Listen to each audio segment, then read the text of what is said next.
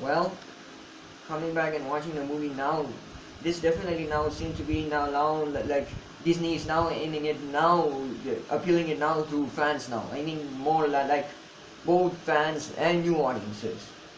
Previously, before, people used to hate Star Wars because, like where it was all about just alienating men and feminism is terrible, though that was the thing that the fans had problem with these movies. Well, somehow there is no alienation in this movie at all. Everything now actually here, I can say that this movie is good. So, actually this is a non-spoiler review. I'm not going to even spoil anything in this review. Even if you haven't seen the movie, still I will not spoil it this time. If you had seen the movie, then there's no need for you to watch this video. So, however, let's begin.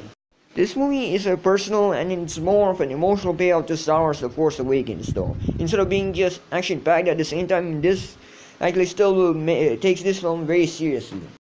They also bring back one of the original characters from the previous Star Wars, which is from the original 1970s Star Wars. They have Han Solo in this movie, who is very elder now, and also they have Leia from which I don't know what Star Wars movie was that called. And also the most shocking thing actually is that you see one of the writers from Jurassic World as well as the Fallen Kingdom movies, Derek Connolly and Colin Trevorrow actually wrote the script for this film. But come on, there's no Jurassic World vibe in here at all. The big change they did in this movie is that now that they rehash Force Awakens, now showing that Kylo Ren is now good instead of being evil.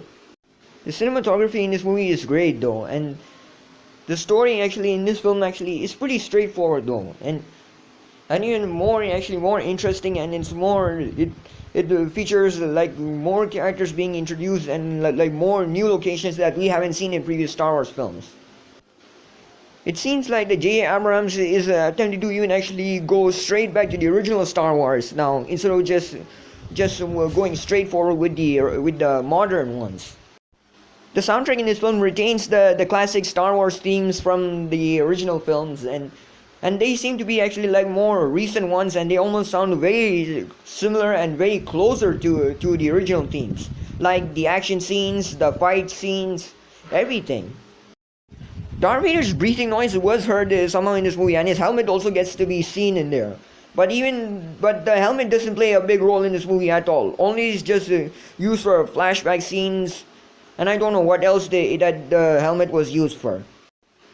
This now makes this movie even more sense, even now showing that it is actually a complete sequel, and that all of the events from the 1970s Star Wars did happen in this movie. And even though Anakin Skywalker does not even make an appearance in this movie, but however he's mentioned, because he's mentioned as Darth Vader, and that helmet of them is already in this movie though.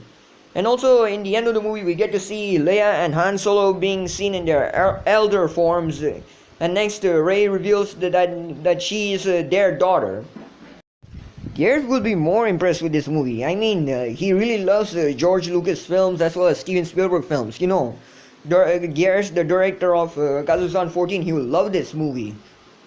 I'll rate this movie 4 out of 5. I mean, look, if you watch this film, you will be satisfied. This movie is satisfying to both fans and to new audiences. This movie actually, because it does have flashbacks, and also it will contain a satisfying conclusion to what fans really hope for. This movie does not have a post-credit scene at all, even though who cares about it? I don't even care about the post-credit scene. So leave your thoughts in the comments below. If you really like this movie, actually tell me in the comments below whether you enjoyed it or you didn't enjoy it. I'll check it out with you.